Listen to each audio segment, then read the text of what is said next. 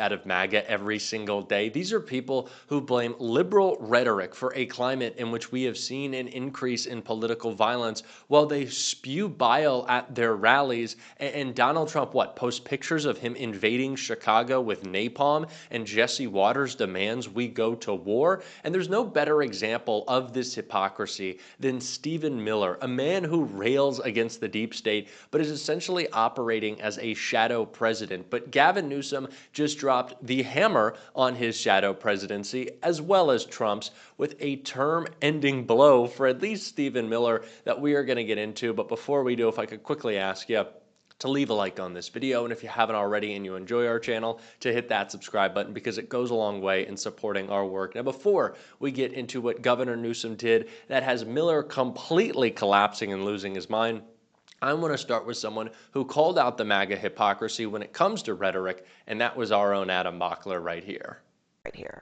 Yeah, I'm pretty tired of conservatives gaslighting about the current political environment and Donald Trump's rhetoric when all of this escalation can be traced back to his entrance into American politics. His claim to fame was saying that Obama wasn't born in America. He was the first presidential candidate to have his crowd chant, "Lock her up," about a political opponent. You can bring up the insurrection. Even in the past few weeks, my home city of Chicago, he posted a photo of Chicago being invaded by the Department of War. So the broader point here is Donald Trump endlessly deflects and tries to blame it on the other side when he is the one responsible for amping up the tension in America. And I've spent all of my formative years throughout high school, throughout college, looking to the president, who I'm supposed to be able to look up to, and seeing somebody who's trying to place blame on the left, who's amping up the rhetoric constantly. And yeah, it's not good. So you think it's Donald Trump's fault that a deranged leftist climbed up to the top of a building and shot up the ICE facility, not once now, but twice in Texas? I think it's Donald Trump's fault that America has gotten to this heated place. I think that no responsibility for the radicalization on the left that's causing this violent outburst. That 29-year-old is radicalized by online communities and online algorithms. I'm not going to blame that directly on Trump, but he was caught in a lot of online video game algorithms and all these communities. Donald Trump, but it's Trump's 10 fault. years ago, Donald Trump amped up the tension in America. So he ran 10 years. Adam is so right here, and he's been doing just such a great job picking apart these idiotic MAGA arguments on these panels. But why is there no reflection from MAGA or the right in general about political violence that isn't just carried out against politicians or political figures? Donald Trump carries out political violence every single day, whether he is illegally bombing boats in international waters, whether he's sending more tax dollars to Israel to continue committing genocide, whether he is ripping apart families with his masked thugs. Donald Trump is committing political violence. And on that last issue, Governor Newsom is hitting back like no other. And he made the announcement that had Stephen Miller losing it, and we're going to get into it all. And what did the administration do? What did Stephen Miller do? What did Donald Trump do? They sent masked men to intimidate folks from walking in to that event. Masked men. Poor soul that happened to be in the area, delivery guy delivering strawberries, was detained because he just happened to be in the area. Collateral damage. Disappeared. These masked men had no identification. These masked men did not provide any information, name, badge number. Hidden from accountability, any transparency, any oversight. That's Trump's America, but it is not the America we've grown up in.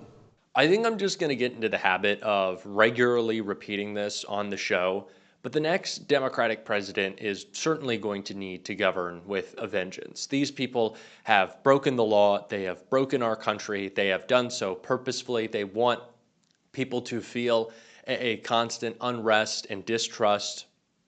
And the people who did this need to be shown and taught a lesson, because it's the only language that MAGA understands is strength and intimidation.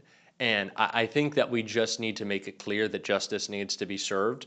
And at least Governor Newsom is trying to do that right now. But it's going to need to continue. We are going to need to take this fight as far as we possibly can and making it very, very clear that you cannot break the law like this. You cannot operate an authoritarian regime. And as Newsom would term Stephen Miller and make him freak out, you can't be a fucking fascist. And he said all that, and it made Stephen Miller lose his little weird-shaped head in his mind. Gavin Newsom and Stephen Miller trade jabs over who is inciting violence and terrorism. California Governor Gavin Newsom clapped back at White House Deputy Chief of Staff Stephen Miller, who accused him on Wednesday of inciting violence and terrorism. Miller, long known for his bombastic rhetoric, shared a clip of Newsom on The Late Show with Stephen Colbert this week and wrote, "This language incites violence and terrorism." During his interview with Stephen Colbert on Tuesday evening, Newsom slammed the Trump administration's illegal immigration crackdown. Masked men jumping out of unmarked cars, people disappearing, no due process, no oversight, zero accountability happening in the United States of America today, Newsom fumed, adding, "People ask, well, is authoritarianism you being hyperbolic? Bullshit, we're being hyperbolic," Newsom said. "If you're black and brown community, it's here in this country." Newsom hit back at Miller with a clip of his own, which he captioned, "This language incites violence and terrorism." In the clip, Miller says the Democrat Party does not fight for, care about, or represent American citizens. It is an entity devoted exclusively to the defense of hardened criminals, gangbangers, and illegal aliens. Governor Newsom's press office wrote on Twitter that Stephen Miller is a fascist. Miller responded, "Why do you think he posted this?" Newsom responded, "Because you're a fascist." Again, this comes back to the victim complex that exists all throughout MAGA, but certainly around language right now, where you'll see a tweet from the Newsom press office saying that, like, Kristi Noem's going to have a bad day. And then, hours later, Newsom will come out with new legislation to make sure that we're defending immigrants. And the Secret Service gets called on him. And Kristi Noem goes, "I didn't know. I was so afraid for my family." As she's actively ripping fucking families apart around the country. So maybe you take off the $50,000 Rolex, the eyelash extensions. Maybe you take some of the filler out of your face because it's messing with your brain, and you take some time to consider the feelings of other people, you piece of shit. Seriously, I'm so tired of these people. And Stephen Miller saying, "Oh, why is he using this language again? Oh, it could put us in trouble." Well, then why are you using this language against James Comey? What James Comey did is truly one of the most severe assaults on our freedoms and liberties that has occurred in the whole history of this nation, Sean.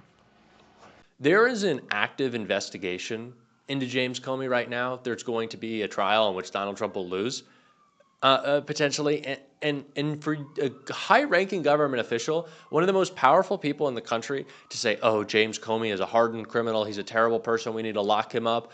What language is that, Stephen? If you're so worried about being called a fascist, which you are, maybe you consider what you call other people who your words have a bigger impact on, but they're just a bunch of crybabies. Like, Stephen Miller's a little crybaby bitch. Like, that's just what it is. He is so annoying and aggravating. That grating, screaming, awful voice of his weird-shaped head, and his suits that don't fit. I know I'm getting personal here, and we could certainly talk about, like, the character that he doesn't have, but Jesus, aren't we just tired of seeing these people? It just exhausts me every single day that they are somehow in charge of us. Stephen Miller in charge of us? And what's the point even? Cruelty. That is the point. They are litigious because they want to be cruel, because they want to take up your time, because they have nothing else to offer except their petty grievance. That's it.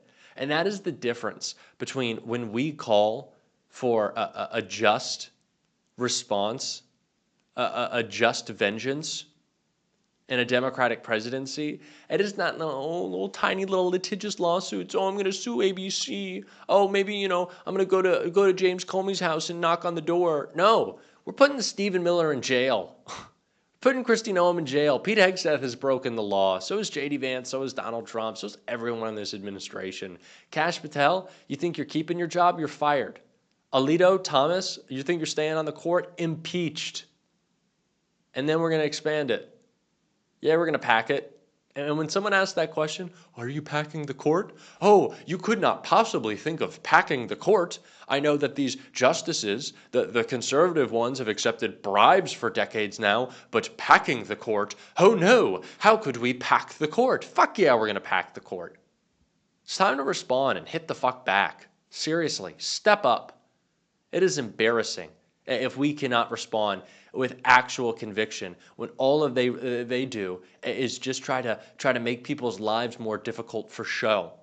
And that's what it's about. It's the cruelty. Just listen to Adam Kinzinger, who knows all about it. Congressman, how much of this prosecution of James Comey do you think is about actually seeking a conviction? How much is simply to inconvenience him, sending a message, force him to spend time and money on attorneys? Yeah, I mean, I'm sure they'd love to get a conviction, but this is all about the inconvenience. This is all about intimidation. You know, the message, you think about how Donald Trump has operated his whole life. I mean, I like to remind people the Republican Party used to be the party that campaigned against frivolous lawsuits.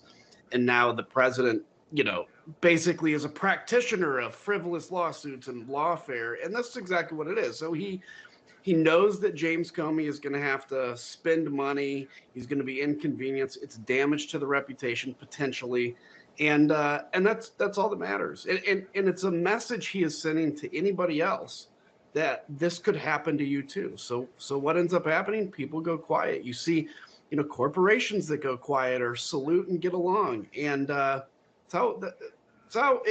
I guess look, it's successful, but in the long run, I think it's going to be very much a stain on our history when we look back at how this was done. You served on the January 6th committee, obviously. How do you prepare for the possibility the president could target you, others for prosecution?